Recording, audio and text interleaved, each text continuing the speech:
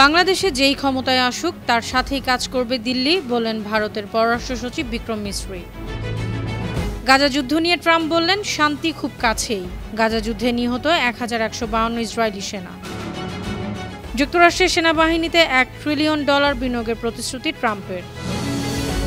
Global Sumud ফ্লোটিলার কর্মীদের মুক্তির দাবিতে করাচিতে হাজারো মানুষের বিক্ষোভ।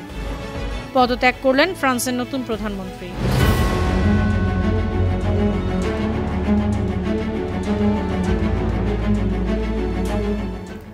শুনছিলেন সংবাদ শিরোনাম। সবাইকে স্বাগত জানাচ্ছি বিশ্বজুড়ে প্রতিদিনে বিশ্বের বিভিন্ন প্রান্তের সব শেষ তথ্য জানাতে আপনাদের সঙ্গে আছি আমি অনন্যা চৈতি। ভারতের পররাষ্ট্র সচিব বিক্রম মিসরি বলেছেন, বাংলাদেশে যেই ক্ষমতায় আসুক তার সাথেই কাজ করবে দিল্লি। 6 অক্টোবর দিল্লির সাউথ ব্লকে বাংলাদেশের সাংবাদিকদের সঙ্গে এক আলাপচারিতায় তিনি এ মন্তব্য করেন। বিক্রম মিসরির কথায়, ভারতের একটাই প্রত্যাশা, বাংলাদেশের মানুষ যেন তাদের গণতান্ত্রিক অধিকার অনুযায়ী নিজের পছন্দের সরকার বেছে নিতে পারে। তিনি স্পষ্ট করে বলেন, ভারত চায় বাংলাদেশে হোক এক অবাধ, স্বচ্ছ ও অংশগ্রহণমূলক নির্বাচন। তবে সে অংশগ্রহণমূলক নির্বাচন কেমন হবে তা নির্ধারণ করবে বাংলাদেশের জনগণ, নির্বাচন কমিশন আর নাগরিক সমাজ। দিল্লি পাশে থাকবে সহযোগী হিসেবে। বড় ঘোষণা দিয়েছেন মার্কিন প্রেসিডেন্ট ডোনাল্ড ট্রাম্প। বলেছেন, গাজা পরিস্থিতি সমাধানের প্রথম ধাপ হয়তো আগামী সপ্তাহেই সম্পন্ন হতে পারে। নিজের সোশ্যাল মিডিয়া ট্রুথ সোশ্যালে তিনি জানালেন, হামাস সহ বিশ্বের বিভিন্ন দেশ, আরব, মুসলিম ও অন্যান্য রাষ্ট্র প্রতিনিধিদের সঙ্গে তার খুবই ইতিবাচক আলোচনা হয়েছে। বন্দীদের মুক্তি, যুদ্ধের অবসান আর সবচেয়ে বড় বিষয় মধ্যপ্রাচ্যে স্থায়ী শান্তি প্রতিষ্ঠা সবই এই আলোচনার অংশ। তবে তিনি সতর্ক করেছেন, কোনো বিলম্ব হলে বড় ধরনের রক্তপাতের ঝুঁকি তৈরি হতে পারে, যা কেউই দেখতে চায় না। 2023 সালের 7 অক্টোবর হামাসের হামলার পর শুরু হওয়া যুদ্ধে এখন পর্যন্ত 1152 জন ইসরায়েলি সেনা নিহত হয়েছেন। ইসরায়েলি প্রতিরক্ষা মন্ত্রণালয়ের প্রকাশিত তথ্য অনুযায়ী 6500-র বেশি পরিবারের সদস্য শোকগ্রস্ত পরিবারের তালিকায় যুক্ত হয়েছে। এদের মধ্যে প্রায় 1973 জন শোকাহত বাবা মা, 351 জন বিধবা, 885 জন অনাথ শিশু এবং 3481 জন শোকাহত ভাই বোন। নিহতদের মধ্যে 40%-র বেশি সেনার বয়স 21 বছরের কম, অর্থাৎ যারা যুদ্ধক্ষেত্রে প্রাণ হারিয়েছে তাদের বড় একটা অংশ ছিল তরুণ। নিহত সেনাদের মধ্যে 141 জনের বয়স 40-এর বেশি। এদের অনেকেই ছিলেন রিজার্ভ সদস্য ও কর্মকর্তা। মার্কিন প্রেসিডেন্ট ডোনাল্ড ট্রাম্প প্রতিশ্রুতি দিয়েছেন, তিনি যুক্তরাষ্ট্রের ইতিহাসে সেনাবাহিনীতে সর্ববৃহৎ বিনিয়োগ করবেন $1 ট্রিলিয়ন।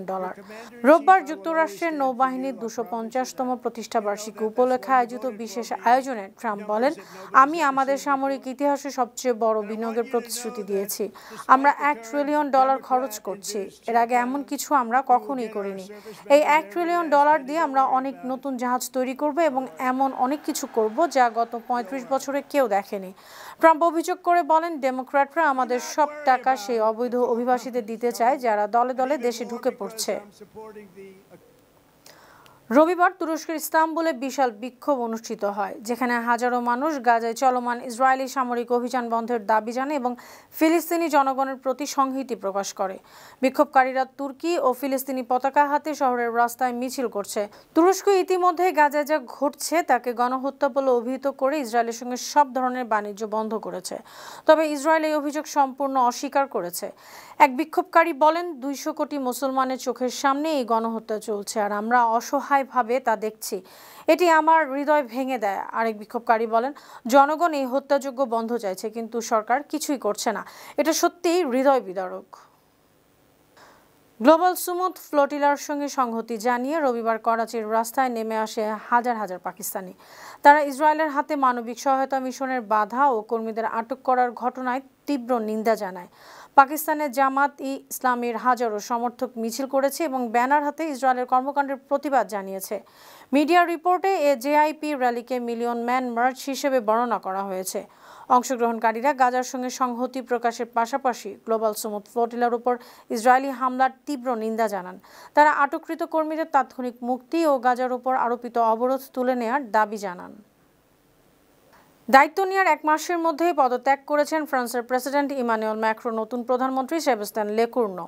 ফ্রান্সের দুটি বড় সংবাদ মাধ্যম রয়টার্স এবং ফ্রান্স 24 জানিয়েছে, রবিবারই লেকুর্নো ঘোষণা করেছিলেন নতুন মন্ত্রিসভা। আর সেই ঘোষণায় যেন ছিল আগুনে ঘি ঢালার মতো, কারণ নতুন মন্ত্রিসভায় ছিলেন অনেক পরিচিত মুখ, যাদের দেখে বিরোধীরা সরব হয়ে ওঠে। সমালোচনায় ফেটে পড়ে গোটা রাজনৈতিক অঙ্গন।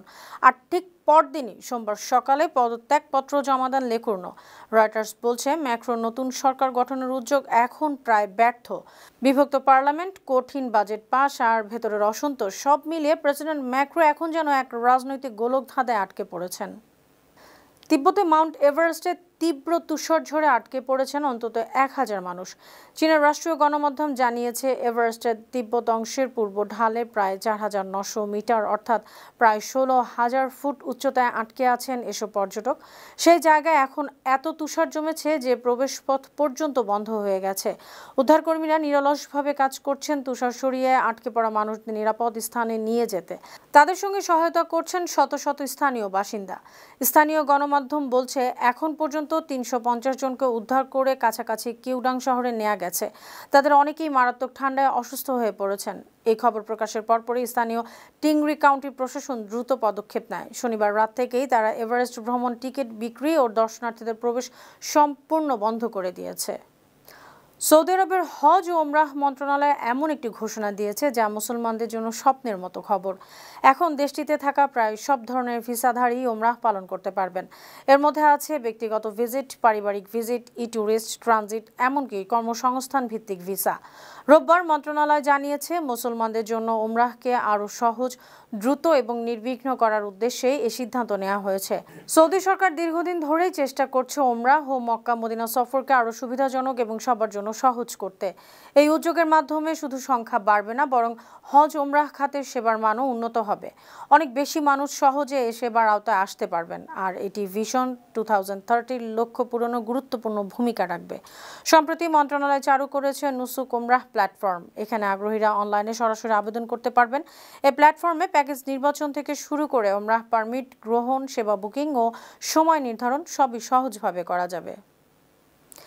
ইরানের পররাষ্ট্রমন্ত্রী আব্বাস আরাকচি বলেছেন, ভবিষ্যতে যে কোনো আলোচনার সমাধানে ফ্রান্স, জার্মানি এবং যুক্তরাজ্যের ভূমিকা আগের মতো বড় হবে না।